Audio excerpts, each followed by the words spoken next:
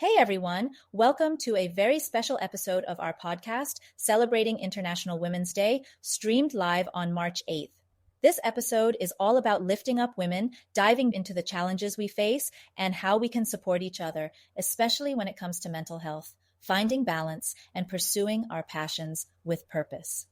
We had an incredible panel of women leaders share not just their stories, but their wisdom on everything from embracing authenticity and managing the overwhelming demands of life to the critical importance of taking care of our mental health. They didn't hold back on discussing the real stuff, like how to actually find your true calling and the steps we can take today to leave a meaningful legacy behind. One of the biggest themes we covered was the power of being true to yourself. Our speakers talked about the significance of finding your voice beyond your professional identity and making it heard in every aspect of your life. Feeling overwhelmed? You're not alone. Our panelists shared some fantastic strategies for dealing with stress and anxiety, including the importance of self-awareness, setting boundaries, reaching out for help, and expressing your authentic self. Mental health took center stage as well, as we delved into how crucial it is to have open conversations about our well-being, tackle burnout head-on, and support each other through tough times.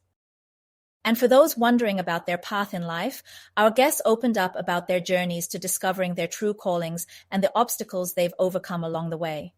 They also touched on how we can all start building our legacies today, emphasizing the vital role mentorship plays in empowering future generations.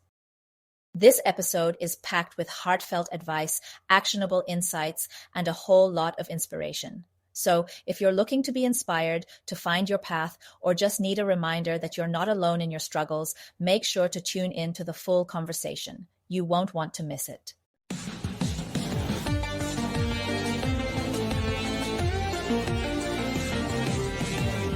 Welcome to Events Demystified podcast, where we explore and demystify the world of in-person, virtual, hybrid event AV production and technology by sharing insightful tips, tricks and tactics to make your events a success. This podcast is brought to you by Tree Fan Events, a woman-owned boutique event production agency. And your host is Anka Trifan, a technical event planner and producer with almost 2 decades of hands-on technical experience in event production.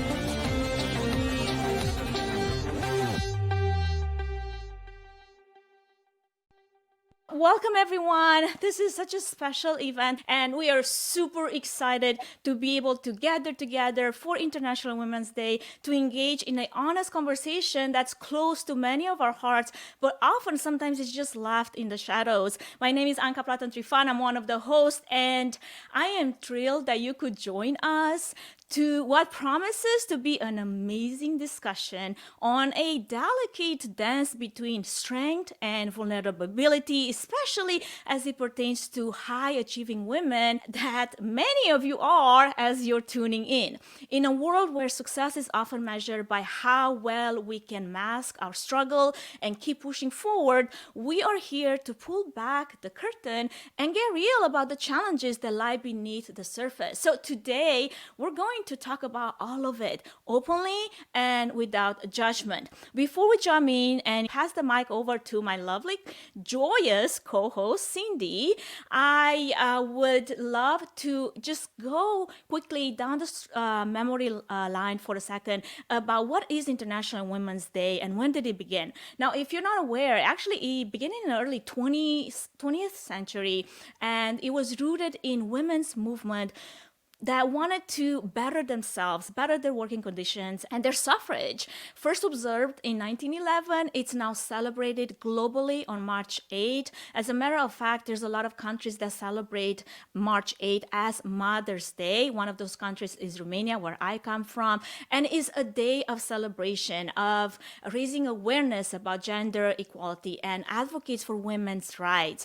And today we want to give women a voice the same way it has being done, what the purpose of this holiday of celebration has been all along, and recognize some of the contributions to the society that women make that many times just go unnoticed.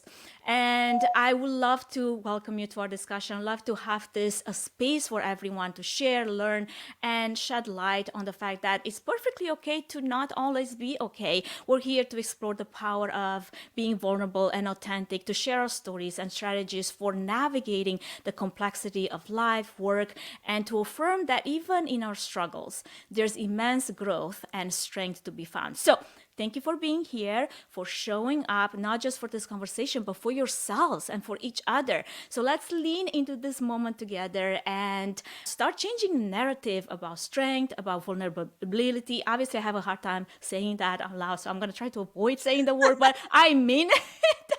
And with that, pass the mic to my beautiful friend here, Cindy, who's going to introduce now our amazing panel, Strong, High Achieving Women. I see so many amazing friends in the chat already. I am so honestly thankful that you could be here with us today in the chat. We're going to be starting the show and getting you involved in the conversation as well. If you don't know who I am Cindy Cohn. I'm also known as the Queen of Joy on LinkedIn. And my goal in life is just to continue to bring you more joy and so to elevate your life. And with that said, I want to say, Anka, that was so spot on, everything that you said. That is what we need to be talking about all the time, not just today. And that was so important that we're using our voices today to help the other women out there that may or may not use their voice or aren't ready to use their voice yet, but they're going to, because we're here to empower them. And it starts today, ladies. The time is now. And with that, I want to introduce our amazing panel, and literally all of you could have been up here. You will all inspire me every single day. But since we only have limited spots, I'm going to start with introducing Janice Cardinale first. She's going to come on and say a quick introduction. And before you start, Janice, I want to ask the chat, can you please tell us where you're from and what is your superpower? Your superpower could be anything from something personal or, you're great at designing interior decorating or whatever your superpower might be. I just like to see it. And we're going to be putting on comments onto the screen because we want this to be an interactive conversation that we all need to have together. So take it away, Janice. Hello, my name is Janice Cardinale. I'm here in Arizona. Although I do come from Toronto, Canada, I am the founder of Event Minds Matter, which is a community building brave spaces to amplify the conversation on our emotional health and wellness. And I feel very privileged to be here today and to be able to use my voice and my privilege to help and create, a better community through psychological safety training and mental health practices, new best practices. Thank you, Janice. Let's bring on the screen next Tamika Snodgrass. Yay, Tamika! Hey. Hey, everybody. I am so excited to be here. Anka and Cindy, this is a fabulous event. Thank you so much for inviting me. I'm Tamika Snodgrass, and I'm an executive and business coach for female entrepreneurs and business leaders. And I just help them to build unwavering confidence and advance in their careers and business with authenticity. Why? So they can live with joy and happiness. That's what I'm passionate about doing. So glad to be here. Thank you so much. Let's bring on Sally Arkell. I'm so excited as well because we've already got an international audience watching us. So this is exciting. Welcome, everybody. I'm Sally, and I am from Vancouver in Canada. So I'm on the West Coast, and I have the beautiful privilege of being able to work with women over 50 to really get back in touch with their power, their purpose, their passion, and their joy. And I found that there's so many of us that are sitting in a space where we're just feeling like we've done everything for everybody else. And now what's next for us? So I get to embrace that. And I know as you're working through the panel today and you're meeting everybody, you're going to just see the greatness that has come forward from every one of the women. And hopefully that will inspire you as well on your journey. Thank you, Sally. That is so awesome. And next, let's bring on Eva Lindell for her second round because she was here last year too. Woo! Hey everybody, happy International Women's Day. My name is Evelyn Dell. I'm a communications and brand strategist. I work with women and minority owned businesses to help amplify their unique value and communicate directly to their target market. Super excited to be here. This is going to be an amazing conversation today. Absolutely, it always is. Next, I want to bring up Tori Willie. Hey everyone, I am Tori. I am from Dallas, Texas. I am the person that jumped off the Segway in Italy, the one that accidentally landed on the Outcast bus at a festival.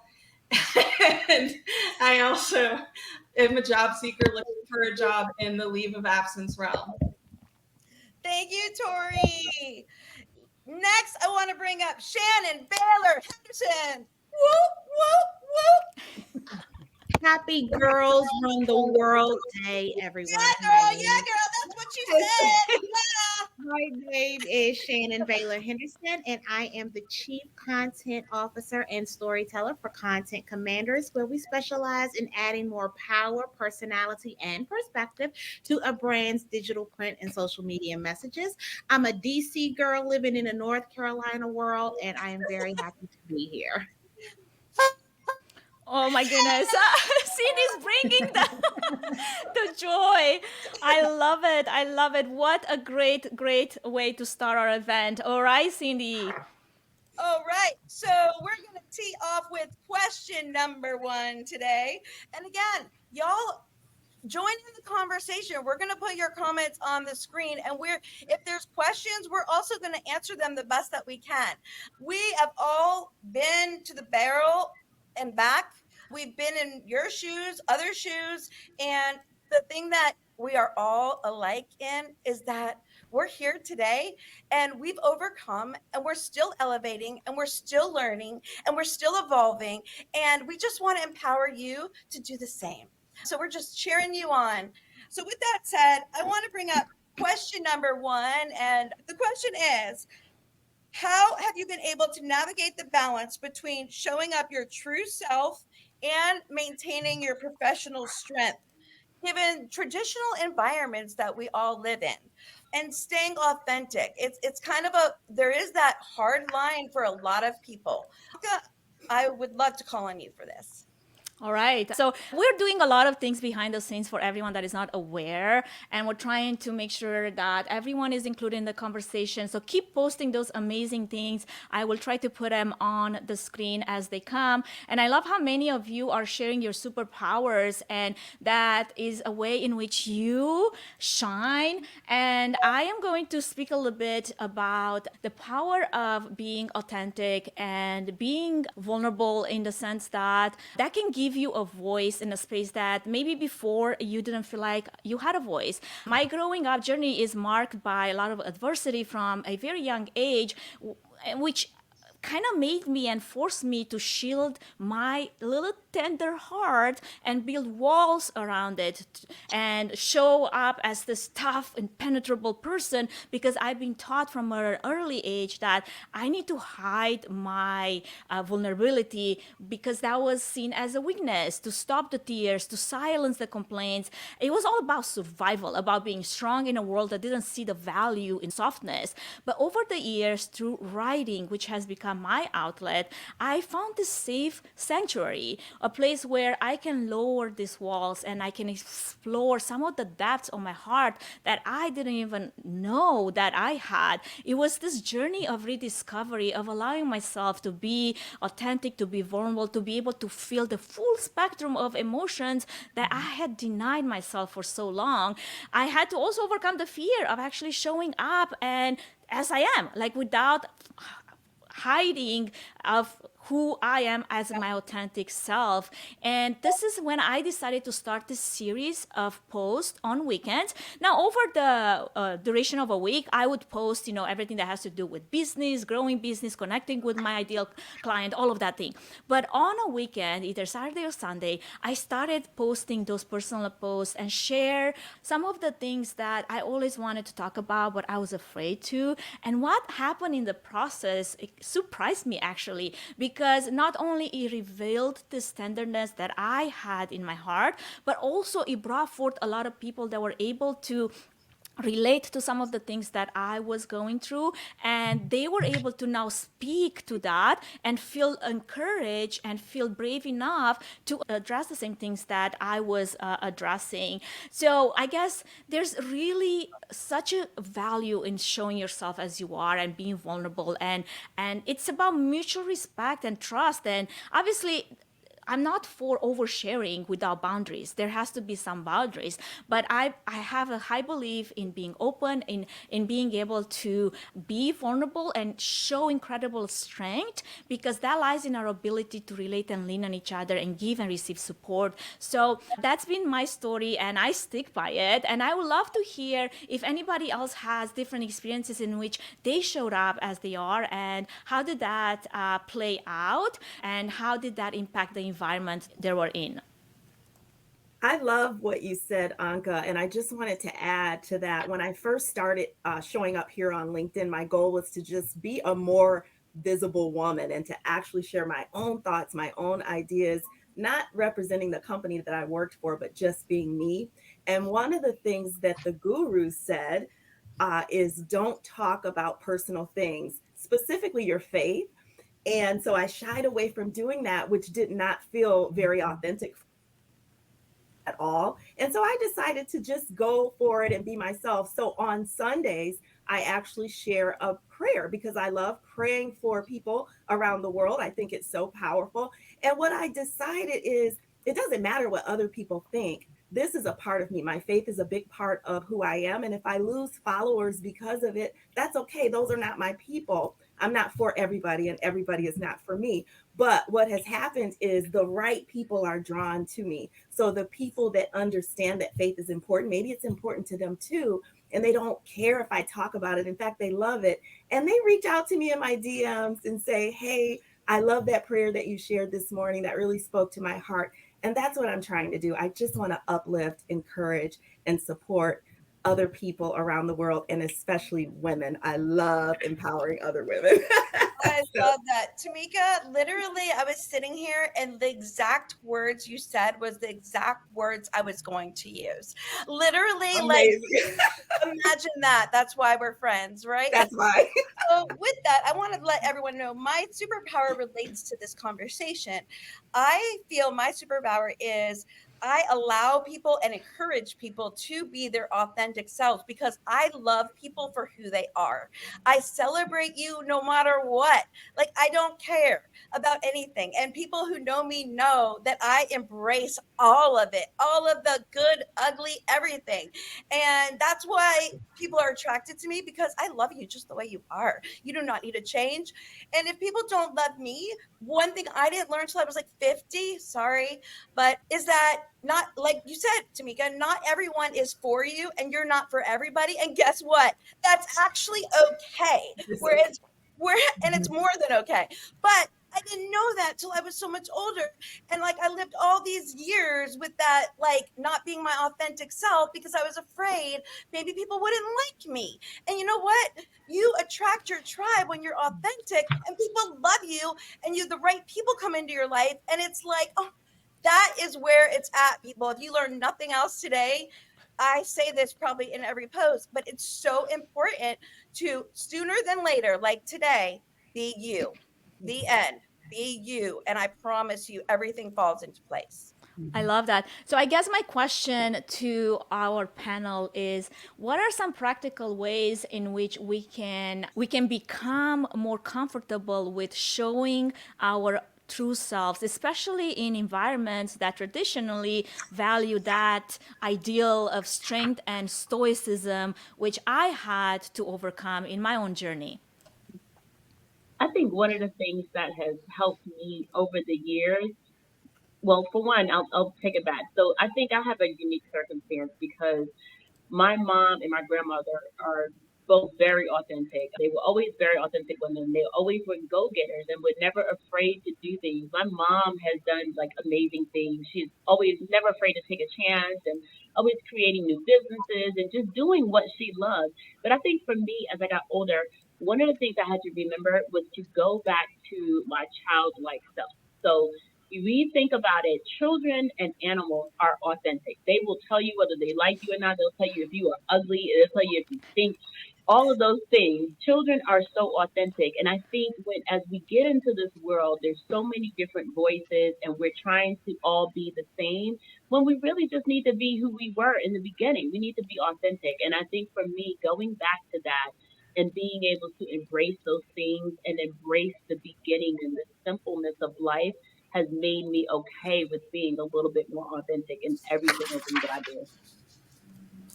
Fantastic. Well said, Evelyn. All right. So, Cindy, I think we're going to touch now into a topic that I know is super close to your heart, and that has to do with identity beyond work. And we have a lovely list here that I would love to speak to that a little bit as she's going through her own challenges and just be open and honest as we're trying to all be here. I feel like many times when we put our identity in our professional life, when that goes away, you start, I know I have over COVID, right? Like I started questioning everything about myself. And for anyone that's been in that situation, how can women, individuals start to separate their self-worth from their professional achievements or hobbies, especially in society that often defines us by what we do? Tori, would you like to speak to that? Yeah, and I actually have a story that even goes back a little further. About 7 years, I took a DNA test and found out that my dad wasn't my dad. And my mom wouldn't tell me who the person was. And I was just so surprised. It completely pulls your foundation down. And you've really got to think about who you are because it's no longer familial. It wasn't at the time. I was actually coloring hair, which I love, but I love being in corporate more, which is why I came back. But when things like that happen, you go back, and the only thing that you have to hang on to is who you are and what you bring to the table. And you've got to be strong enough to push that everything else aside.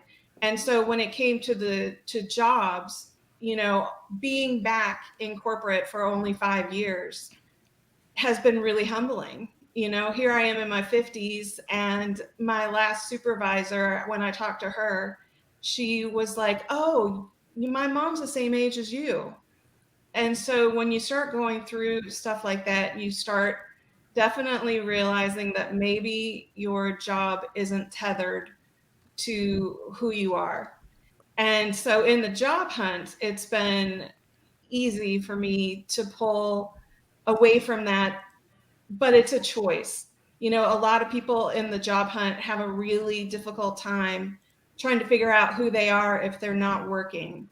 And you do need to put thought into it, but you also need to be very definitive with yourself and just say, that's not who I am. I am going to be the person that I want to be. And I'm going to keep going forward every day and be that person. And that may not have anything to do with your job because you might be looking for something else. Yeah. And in the end, it's just what you have in your soul. I love Absolutely. that, Tori. I saw someone like totally going like this over this when you started sharing. Shannon, you got to say something. What was that all about?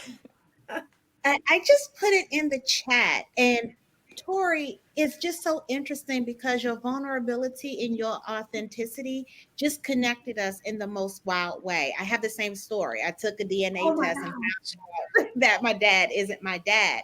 And it began to reshape my identity. And so just those magical, transparent moments are the things that help us step outside of our shell. Who would have known, number one, that you and I shared a similar story, but who also would have known that that moment in our lives cracks a different part of the shell of who we are, the things that we hold within and that are holding us back. So it drove me wild that you shared that. Yeah. And then my dad actually showed up a year later. And so then that again cracks your identity because he landed on Ancestry DNA and he didn't know he had a child. or me. He has other kids, but he didn't know he had one that was like 10 years older than his others. I was just going to say, and that speaks to identity, because I think a lot of us walk around identifying as one thing for a very long time. We get connected to these titles and these roles and these locations and these looks and everything. And then something chisels away at that shell and says, this isn't all of who you are. There's something else underneath the surface that you don't know or you haven't tapped into. And once you crack that shell a little bit more, you're going to expose yourself to someone you didn't know who you were. And it's the magic of constant evolution.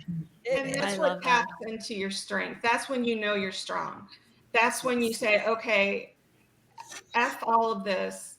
I am not these things. I am me, and I'm beautiful, and I'm worthy, and I can be in these situations and still be strong.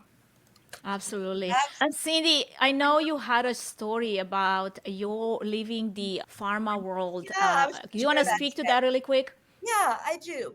So much of everything you all said have just been unbelievably touching my heart in so many ways. And thank you all in the comments. The comments are blowing up. We have like over 300 people here, and all the women are relating to what we're talking about. This is a conversation that doesn't need to happen just once a year. Can I say that louder for people in the back? Okay. Now, back to I was laid off from pharmaceuticals in about 2018-ish, and I identified myself as a pharmaceutical rep making a lot of money, and I thought, I was all that and a bag of chips, and then I lost my job. And then I was like, wait, I'm like nothing right now. And for a half of a second, because I didn't wallow in it, because I've evolved by then, I was like, I'm not going to just sit home. I want to have fun. So I went and I got a job slinging wine at a local winery. Okay, I was working with people that were like, younger than me, and, just different mindset sometimes, but you know what? It was the best job I ever had, I think. It was so much fun. The main thing why I think it was also is that I realized that I wasn't tied to an identity. I didn't have to make a lot of money to be happy. I didn't have to have a certain whatever title, whatever. I just had so much fun being my freaking self that changed everything for me. And it was like, you know what? Thank you for being laid off. Thank you for this. Because sometimes when we're in the valley, you have a choice of how you're going to look at it, right? You could look at it, have a pity party, poor me. Oh my God, I can't do that. That's not the way to look at it. Look at it as I am in a valley. What do I have to learn? What can I do while I'm waiting in this valley? And make it fun, and you'll find out so much more about yourself, and that changed everything for me. So that's my little bit of a story. So sling wine, people. And it's okay to be a bag of chips, and some more. Somebody said in the comment, you are so much more than that, my friend. And I love that so much. Now, let's move forward with some strategies in which we can all cultivate a sense of identity that is independent of our job titles, of our roles, of the things that we do. And how can we do that in our personal and professional lives? And I would love to have Sally jump on this really quick. Let's hear from you, Sally. Sure, I can absolutely relate to what the last few ladies have talked about, because I used to be a leader with a bunch of entrepreneurs in the finance industry. And there were some really big egos. And what I recognized within that is that their whole life revolved around their work. Everything they did outside of the workplace was also to get new clients, to schmooze, to do all those types of things. And so they also had the big houses and everything else to make sure that people could see that success.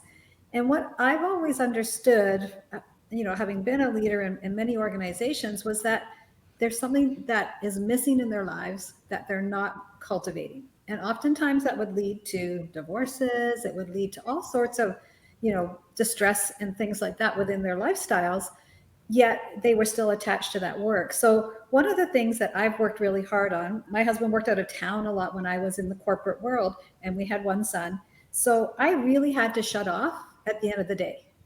So one of the things that I made an intentional focus on was that I had to be present in the moment wherever I was with my son, because I was basically the single mom while dad was out traveling the world with his career, which we supported, which was fabulous. And yet I had a really high powered career at the same time. But I remember one time my husband's friend was over visiting us, and he knew what type of position I was in. And he said to me at one time, he says, well, I don't get it. Why, like, you're such a high powered woman in the workplace and you're just so normal at home.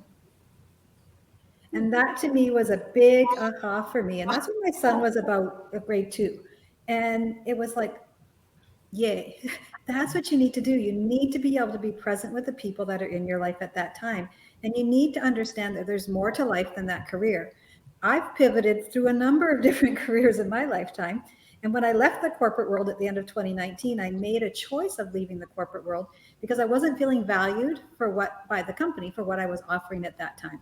So I made the choice to take back that control of my life. And in doing so, what I found was that I was able to create what I wanted and really get back in touch for who I am, what my purpose and vision is, and get away from all that stuff that the company told me I needed to be and do. So I think that's one of the things that I would highly suggest is really think about what do you need to be present with in the moment in your life. I love that. Thank you so much, Sally, for sharing. I would love to pivot a little bit, talking about pivoting, because I feel like I've pivoted so many times in my life that I'm sick of the word. So I have to find another word now and use. But when you're in the middle of doing all of those things, I think there is a high chance that you will experience overwhelm. You're going to experience stress, you're going to experience anxiety, and a slew of other emotions that are related into that. So I would love to hear from Tamika, what are some effective daily practices or habits that can help us manage feelings of overwhelm and reduce that stress and anxiety in our busy lives? Yes. Oh my goodness. That's a great question and one that I can relate to so much. I worked for over 30 years in the banking industry, predominantly in corporate banking, and I was doing all of the things. I didn't even know that I was overwhelmed or stressed. And what happened for me was during that time, towards the end of my career, because I, of course, walked away and became a coach and started my own business. But what happened was that my in-laws and my parents all started to fall ill around the same time. And so while I was managing this demanding banking career, while I was being a wife, while I was being a mom, I was also cooking meals for my in-laws and running back and forth and taking care of them and helping my parents. My mother had Alzheimer's and dementia, and then my dad was diagnosed with cancer. It was just like the world came crumbling down. But I thought I was doing fine. I thought I was handling it all. And one day I ran to the hospital because I got a call that my mother-in-law had a massive stroke. And I was literally running down the hospital hallway when my legs turned to rubber and I slid to the ground. I could not feel my legs. It felt like forever. I'm sure it was only for a minute or so. And a nurse happened to be coming down that way, and I was on the floor. And she got some help, got a wheelchair, got me up. My husband, who was coming to see his mother, ran through the door, and he was expecting to see his mom, and who does he see? His wife in a wheelchair. That was an eye opener for me that I needed to have a sense of self-awareness, because this could happen to anyone. I thought I was doing it all. I was like Superwoman. I can take care of myself. I can take care of everybody else. I can take care of my kids. I can do all the things. But my body had to tell me otherwise. My body literally shut down on me. Okay. And so for an entire year, I probably went to the hospital more than 10 times. I never have been to the hospital in my whole life. I've always been very healthy, but I had stress induced vertigo. And so I would begin to have anxiety attacks. I'd be in a meeting and all of a sudden sweat would start pouring from my scalp down my face and onto my clothes.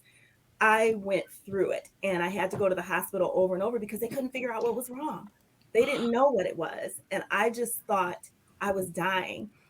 In fact, one day my husband came home from work and I was literally laying on the floor face down because I needed to touch the ground. And my husband said, "What's wrong with you?" And I said, "Don't let me die." And he had to rush me to the hospital right then. I was just in a constant state of panic. But what helped me to get through it was a sense of self awareness and putting myself first. Somebody said something about setting boundaries. I had to learn to set boundaries for myself. I can't do it all, and that's okay.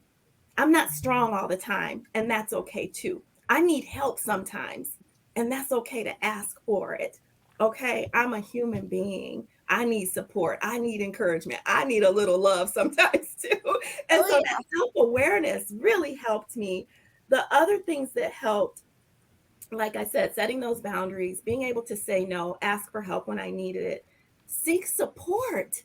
I have an amazing circle of close friends and also my community here on LinkedIn. But I wasn't taught to ask for help. I'm always the strong one. I was taught to be strong, suck it up, buttercup, get through it. No, I need help sometimes too. So I needed to learn how to seek support and be vulnerable and tell people, I'm not okay today.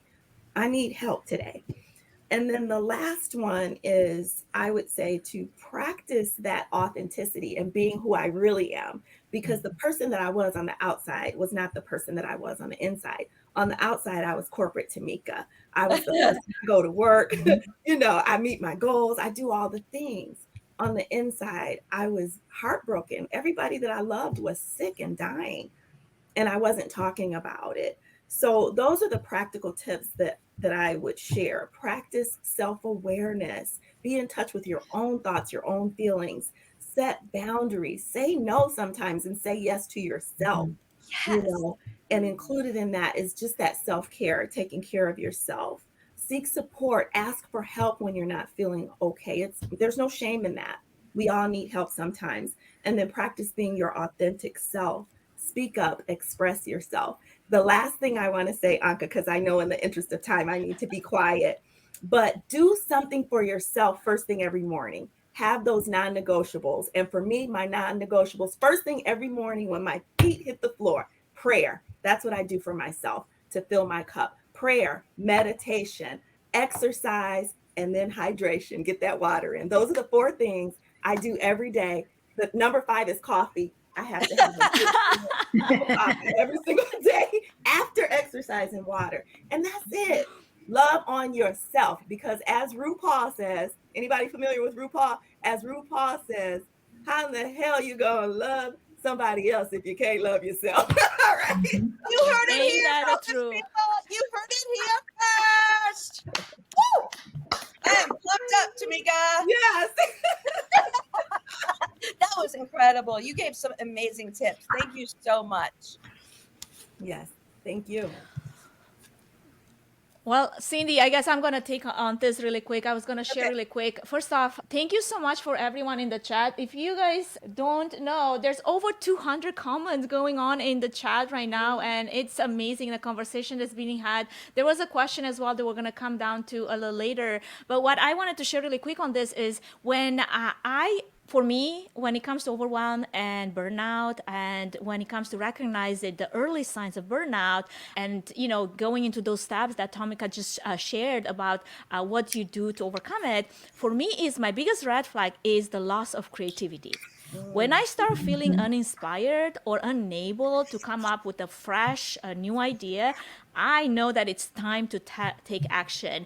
And just like it has already been said, and it's already being preached in the chat, prioritizing self-care, setting boundaries, seeking support, those are my main go-tos. Taking breaks, practicing mindfulness, reassessing the workload, and asking for help in the places that you don't have to do it all.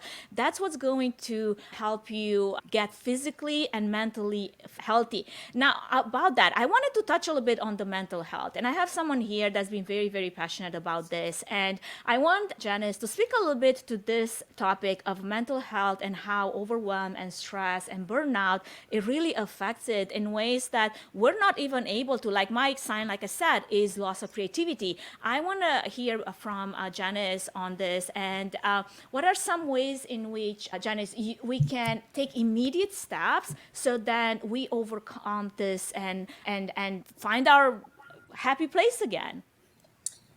Thank you very much, Anka. And of course, this is a very important topic and one that I've been passionate about.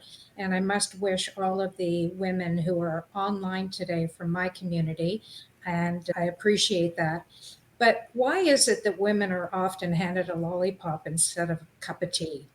I think one of the biggest problems within the industry that we're in is the fact that there are no spaces to have conversations that are calm and that really bring out, the situation of how somebody is feeling. We throw around the words kindness and empathy and, belonging, but in fact, we have not created that environment in a caring culture at our workplaces. And I think this is the greatest thing that we have to really pay attention to in the future, because things will continue to happen that raise people's stress levels, that will overwhelm them, that will cause burnout. And that is really the reason why, I founded, and then with a group of like minded professionals, Event Minds Matter, because we know that education, resources, and initiatives are critical to the future of our next generation of industry professionals. And that's why we really did start Event Minds Matter, was for the next generation, because we already know that they are not going to do or work like we did. I'm someone who started early. I have 3 children. I remember going, to work every day and just, multitasking. And yeah, after many years, I was exhausted. And I also recognize the fact that my work did not define me. I have always been an entrepreneur, but the fact of the matter is, I have so much more to give than just what I did. And that's also another reason why today I'm very involved in building my legacy, because I don't want people to remember me for the great talent I sold or the accessories that I was involved. What I really want is people to remember me because was on a mission to create something better for the next women who are coming up the ladder. And that's really what, Event Minds Matter is about. The other thing about Event Minds Matter, which is very important to note, is that we believe that psychological safety training should be mandated in the industry. And I say that because you can get all the benefits in the world, but you still have to come back to the same place to work every day. And if a culture has not been created within your workspace, that becomes a huge problem, because you're siloed in getting your therapy, but you're coming back to a situation that could be in fact toxic, that's not really set up for those brave conversations. And I think that that's, a big thing that we have to consider. And yes, boundaries, expectations. We have to learn to deal with that. Absolutely. Thank you so much, Janice, for Okay, sharing. can I add something to that? Yes, absolutely. Go I ahead. love what you said, and I think it's very telling about cultural differences. And I speak about this all the time. People don't acknowledge, I think, a lot of the cultural differences. One of the things that I've experienced with being a coach, I work with a lot of people who either have immigrated to the country and work in corporate, or women who are working in corporate that are trying to find their voice. And two examples stood out to me. One, I had a coaching client that was from another country, and I remember one day he said to me, he said, "You guys are different here. He said, you work differently." And I wanted to dig into that a little bit. And right after that, in the same day, I had another coaching client who's a woman, and I remember when I logged on, I could see her visibly. She was just distraught. She was just stressed out. And I said, before we get into the meat and potatoes of it, of why we're here, is there anything you want to share? And she said, I'm just tired. She said, I am really tired. And I asked her, have you had these conversations with your supervisor? And she said, I don't feel like I can. She said, I'm the only woman on my team, and I feel as though I'm going to be penalized for needing to take the time out to take care of my husband and my children.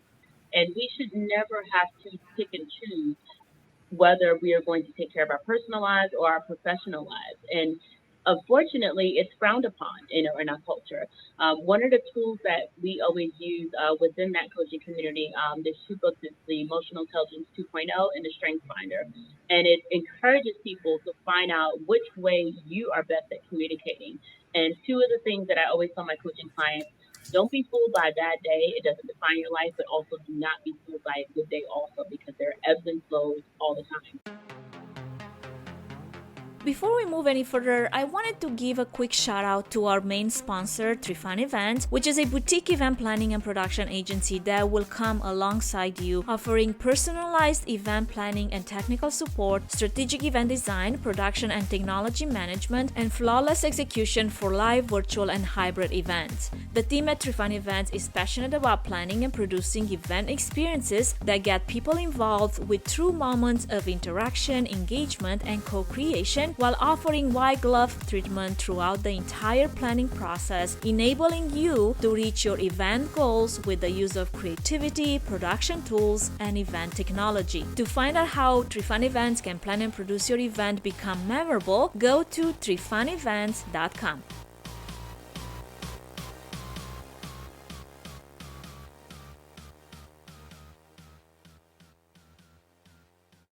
Thank you for adding that, Evelyn. It's so important. I mean, as someone that I'm an immigrant to this country, as someone that actually worked as a pregnant lady in an industry that's male dominated until my 40th week, literally my water broke at work. And then I was back to work 2 weeks later after a C-section because I was exactly in that position where I didn't have a voice and I didn't feel like I could go and say, I need more time with my baby. And there's so many things to unpack there. And why was I doing that? Because I'm a driven woman and I was like, I can do it. Is it right? Should all women do that? No, 100%. Find your voice, talk about it, and also make a way for other women to have better conditions. And I can go crazy on this, so maybe I should just stop. What I want to touch on next, right? Cindy knows. No, really, it actually is important. Janice brought up legacy, and this is kind of a continuation into that, which is so important to all of us. How we're going to maybe not all of us, but to me, legacy is very front and center in my life and how I want to be remembered and what do I want to leave the world with. So I love how you said that, like, ladies, we have to use our voices. The time is now. It's not tomorrow, it's today. And we all need to continue to. It was interesting. I was talking to someone, she's like, I can't even think of a woman really that empowers other women. And I was like, that is so sad. Like, we all should be able to easily name 50 women that empower other women. Like, we're a team, people. We are team women. And that's how I want the world to be.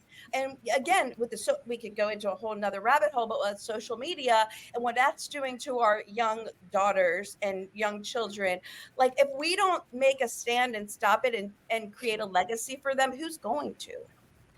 Well, and legacy includes vulnerability, because if you're going to leave a legacy, it's because you did the tough things and nobody knows those things until you tell them.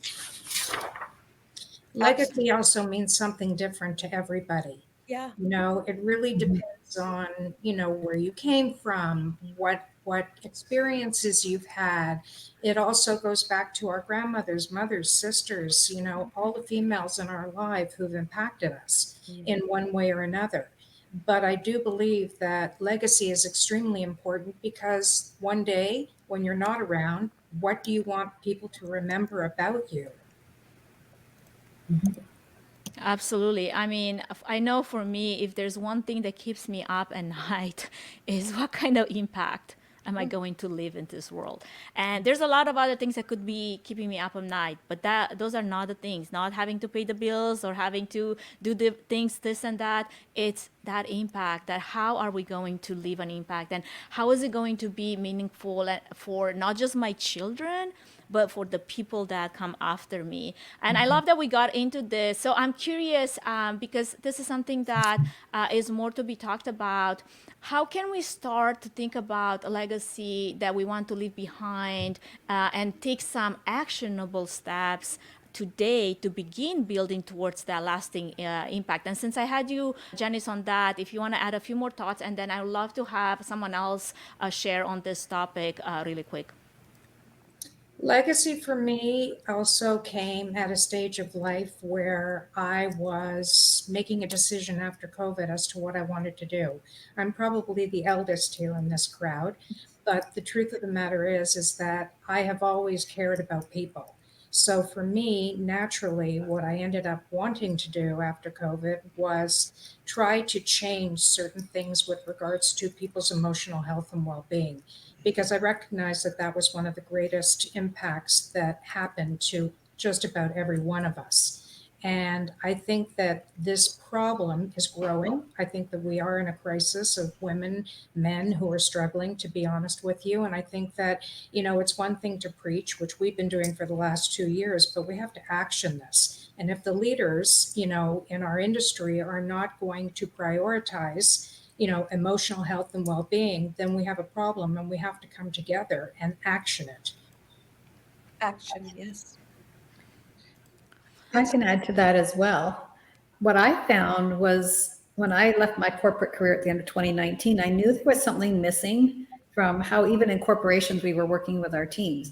We were blanket training everybody on the same things, but yet they weren't getting the results. Two people would never get the same results because one would have a whole different mindset and expectation and background that they were bringing forward. And so one of my things that I did was I really sought out what was the difference between people that could succeed and people that failed, but then also what I could do to transform everybody to have the same incredible results and feel so confident about themselves and to make that transformation so they could live out their dreams and have that legacy for their family. Because I think so many people today get so stuck in the fears, the worries, the doubts, and they live in their mind in that feeling. And as we know, that feeling translates into our bodies and causes us to have that action reaction. And when that happens, we prevent ourselves from moving forward. And so in everyday circumstances, we can be driving to work and say, I'm going to be late for work today. The traffic sucks. And yet we could either sit back and just say, you know what, it's going to open up and I'm just going to put on my favorite tunes and I'm just going to drive to work. It's little things like that we can do to not only teach ourselves, but also to leave that legacy for generations to come. Because when we change internally and change our mindsets and how we're reacting to situations, we can now change the legacy of the generations to come. And it can go on and on. I agree with that. And I'll just add one more thing. I'm a strong believer that leaders today, no matter whether you're female or male, your job is to teach, coach, and mentor. And a lot of people don't necessarily do that in their leadership positions. And that's a very, very important paramount that we have to get to. Agreed. Absolutely. All right. So, Cindy, what I actually wanted to put you on the spot right now is because I feel like you can't talk about legacy without actually going into true calling. And I would love for you to talk a little bit about how do you find your true calling? How do you overcome some of the common obstacles that people feel like they face? And how do you get to live a purpose-driven life so that you can then leave this legacy that we're talking about? Well, it's so funny. And again, none of this show was pre-rehearsed or anything. So I had no idea Anka was going to ask me that right now. And she has no idea that what I'm about to share. So it's probably now like 12 to 13 years that I have a book in my nightstand that's unfinished and it's about legacy. And I don't share that with anyone. And I have it all outlined and things like that. But the few people that I've showed it to, like what it's going to be about, they're like, oh, that's heavy. That's too deep. Like, you're not ready for that yet. That was like 3 years ago when I got that feedback. But the premise of the book I want to share, and again, it's in my nightstand, is that picture yourself at your funeral. Okay, I know that might be morbid to some people. It's not to me. Like my family, my friends, people close to me, they know what songs to play, what to feed everyone, what to drink, the whole party's planned. Okay, and it's because, but if you want something, you have to go backwards to get it. So if I want people to stand up and be like, Cindy really impacted my life when no one else was there, she gave me this, that, whatever, then I have to live that today, yesterday, last month. Okay. So that's what the book's about, living out your legacy and starting where you're at today, that it's never too late. So you can start today. So all that to say, the legacy, again, a lot of people don't even think about their legacy. And to me, we all, not all, but some people have kids and they're like, well, I just want to leave a legacy to my kids. Okay, that's great. But also let's look at bigger humanity. We're all actually here for a purpose or we wouldn't be here. So think about a little bit bigger than just your familia and think a little bit outward into the world and the humanity. And like, you have such gifts. You were designed for greatness. You have so much already inside you, untapped, a lot of it, that you can use and impact the world. You're one decision away from doing it. You're one fear away from doing it. You're one everything away from doing it. And so I'm a big believer, you hear me talk about it all the time, in baby steps. I don't care if you take the tiniest, littlest step forward in something, but do that just a little bit, because those tiny, tiny steps, they add up to huge mountains and leaps.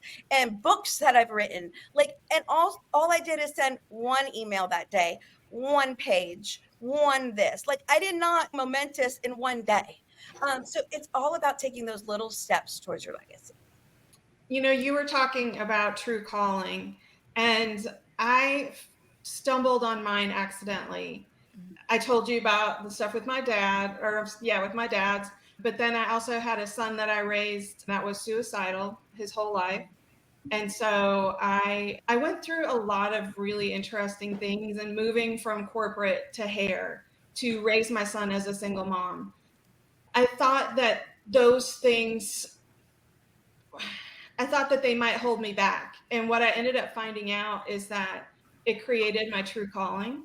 I am a writer, a vulnerability writer. I am somebody who shares my stories so that others don't feel so alone. And I bare my soul in a way that a lot of other people won't, especially on LinkedIn.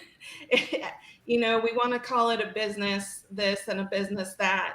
But in the end, we're all humans, and we have days where we're going to look at a post like that and go, oh my God, I needed that. Somebody else is going through something like I am.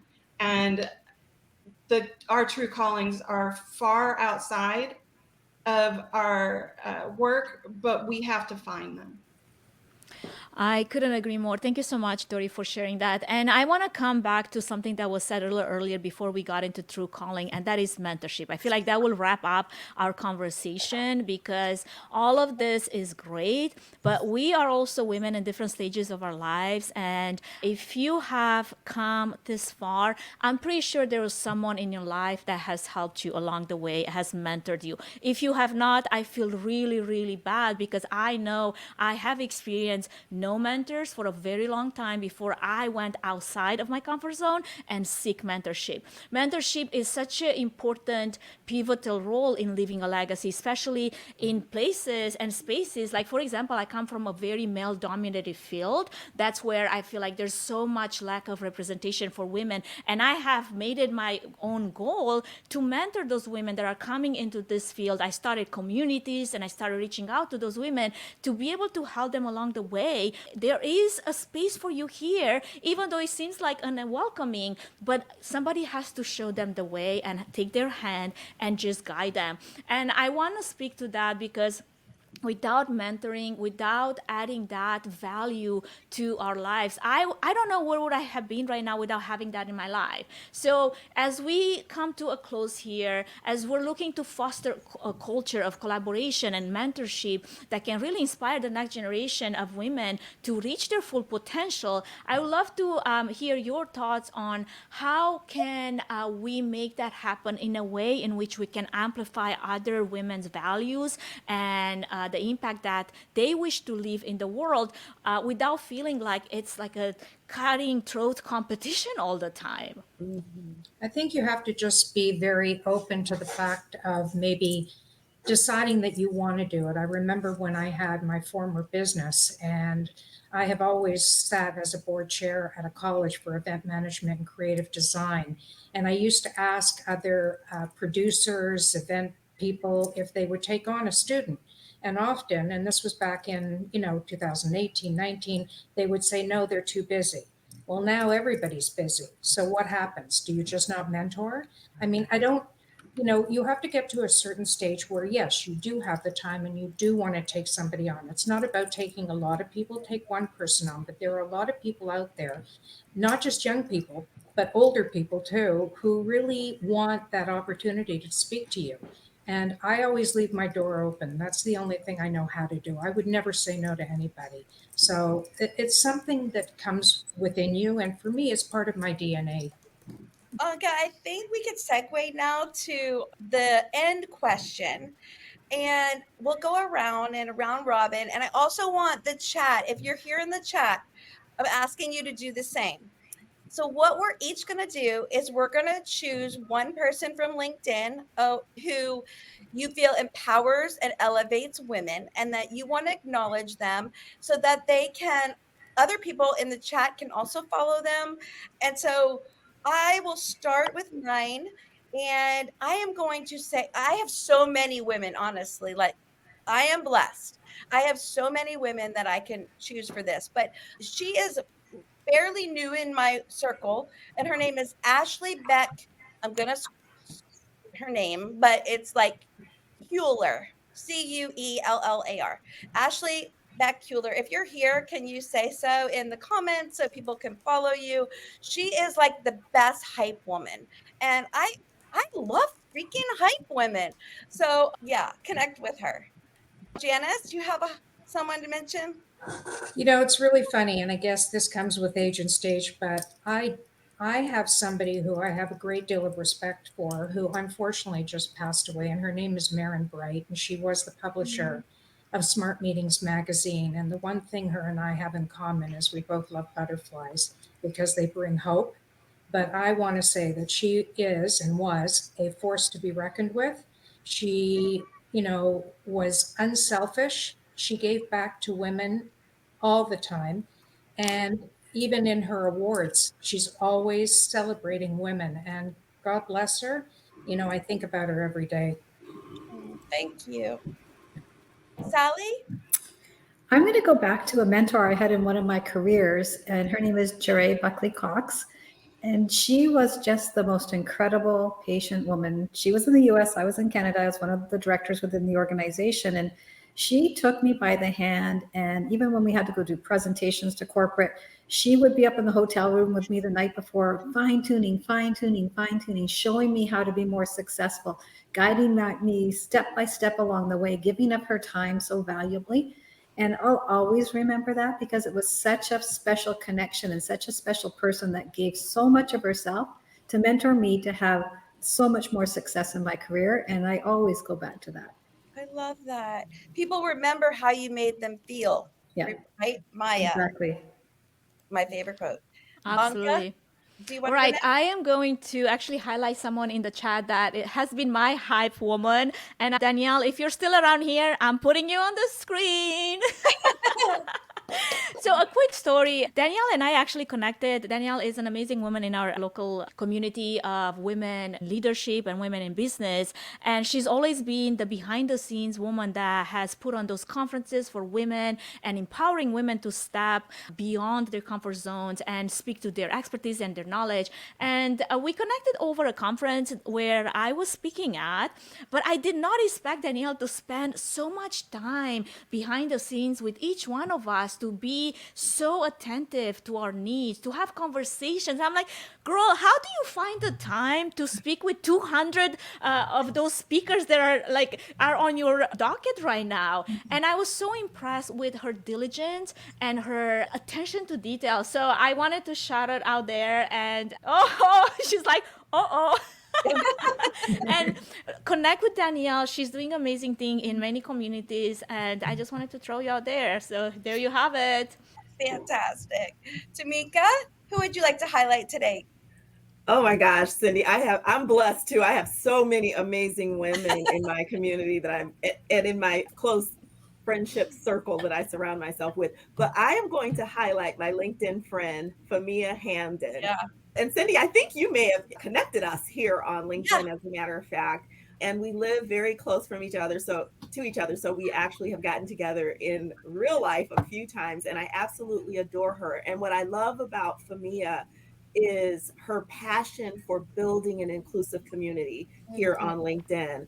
I think you absolutely have to connect with her. Not only is she amplifying the voices of other women, but she amplifies all voices. She just has that ability to draw the right people into her tribe. And I'm extremely proud to be a part of her community and to have her a part of mine.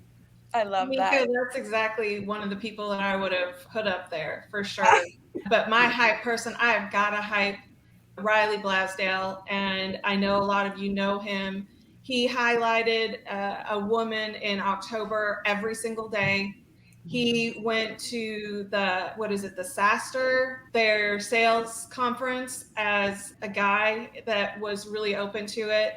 He's an ally, and he's one of the coolest people that you can follow on LinkedIn. So you definitely need to do it. Agree. He is amazing. So I'm going to break the rules, and I'm actually going to highlight two women, but I'm going to do it very quickly. First of all, and I cannot say this enough, I want to highlight Cindy first of all because she and I have a special connection, and I have actually known Cindy for about 20 years. And I remember when we met, I was a stay at home mom at the time, and she encouraged me to get back out there. And it was different from anything else I had received at that time because she convinced me to get back out there on my terms, not necessarily something that I had to do that was corporate. I didn't have to set the world on fire. She said, go out there and do things on your terms. So I wanted to just say that. But I also want to highlight my mom. I say this all the time and I talk about her. And if you people are tired of me talking about her, too bad. My mom is my inspiration. She has showed me my entire life that women don't have to be defined by one thing. My mom has literally owned a construction company and a nail salon at the same time. She went back to school at the age of 50 years old to finish her degree in construction management. She did everything that the guys did. She was the oldest woman and the only Black woman in her department. So, of course, they noticed when she was missing, but she did everything. She went to China dish construction. She went into low income neighborhoods and built houses. And she has constantly shown me that it is okay to try again and to figure things out, but also reminded me to do something outside of yourself and not just make it all about you and bring other people along with you for the ride. That says it all. That says it all. I love it. We're blessed to have her as a mom and a mentor. Yes. Shannon? I have a list of people. I put some in the chat, but to abide by the rules, I'm going to have to select a dear friend of mine named Nicole Outlaw. She's based here in North Carolina. And I think one of the most powerful things about Nicole, not only is her advocacy for women and small businesses and her friendship, is that she's a cheerleader without being loud or without being overbearing or overpowerful. She knows once she becomes your friend or your ally, she knows your strengths and she knows how to stand in for you when you can't stand for yourself. And I think in friendship, in leadership, in corporate, you always need someone who is willing to stand in for you when you don't have the strength, the words, or the knowledge to do it for yourself. So I will highlight her. I would love to meet her. She sounds amazing. All right, I'm going to hand it over to you, Anka, for any last All words. right. Wow, what a conversation. I'm over there busy with all the comments, highlighting all the women.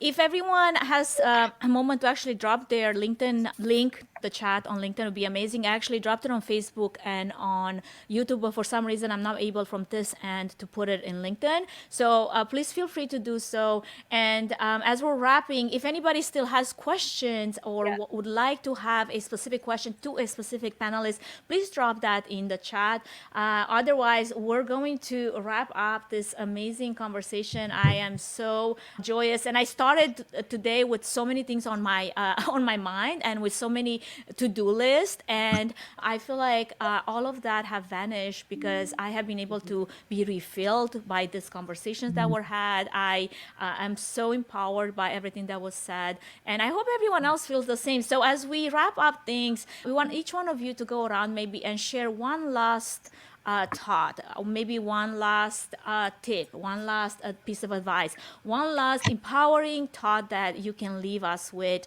And feel free to just go around robin and do that. I'll start with, I think one of the greatest things we all need to do is listen. Okay, I can go next. I believe that we all have the potential to ask, what's next? What's next for me? And always look to the future of what you have the opportunity to create, because it's going to be beautiful. Cindy, you touched on this quote, and it is my absolute favorite quote. And I want to leave everyone with this by Maya Angelou. People will forget what you said, people will forget what you did, but people will never forget the way you made them feel. That is the foundation for how I live my life. And everyone can do that. We can all be positive, uplifting, encouraging, inspiring, motivating, and just be good to each other. So that's what I want to leave you with today, because it matters. I loved you, Tamika, before today, but now I love you. We finish each other's sentences literally. You might be my soul sister, right? Like, wow. Yes, she's my favorite as well. And I just want to remind people today that we need to all check on people. Check on 3 people minimum per day. You don't realize that they are possibly hanging by a thread, and your little check-in that you think nothing of can actually save their life. The suicide rates are super high right now.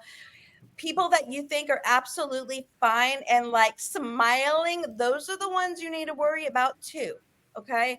Check on everyone as much as you can. We all need each other. So that's really what I want to get across today.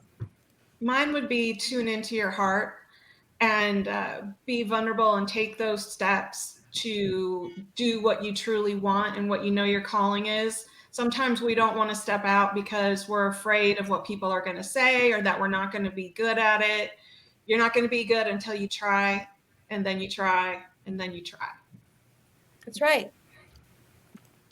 Mine is very simple. Think of the world outside of yourself. It's so much more out there. I would have to say, don't force it to work. I think a lot of times we put a lot of force and effort into making something happen, and that's where stress and burnout and anxiety happens. Let it come naturally. Life is cyclical. It will come back around, whatever it is. It may not be your time, it may not be your place. Don't force it to work. I love that. Who didn't go? Who didn't share? I think I have one more to go. That would be me. Is it me who didn't share? I think my last thought is, I would go with be bold. It's okay to be bold. In a world that a lot of people will tell you to be something or someone else, be yourself and be bold about it. I think only when I was courageous enough and brave enough to be that, I found my true self, found my true calling, and I was able to speak from my own experiences like I own them, versus for the longest time I have been hiding from them because I was ashamed and I just didn't feel like I fit in this world that expects me to be a certain way. So be yourself, be bold, and thank you so much for everyone that has shared their wisdom in the chat. They have shared with each other. You hyped us up even as you were on the other side of the screen, just so you're aware. So I hope we see you next time on the same channel a year from now. I mean, what a day. Your energy, your stories, our panelists, you have really inspired all of us. So this is not goodbye. It's just a see you later. And next time we'll see you. We hope to be able to continue the conversation, this bold conversation, courageous conversation of how to show up as ourselves. And with that, happy International Women's Day to everyone, Thank everywhere. you all so much. This was fantastic. Thank you so much, everyone. And we're going to wrap up with our little song here, which, by the way, this little unicorn song dance is written by my husband for my little one. So I'm going to start playing that because she loves it every time we play it. So it's on the stream and it's going to start now. Oh.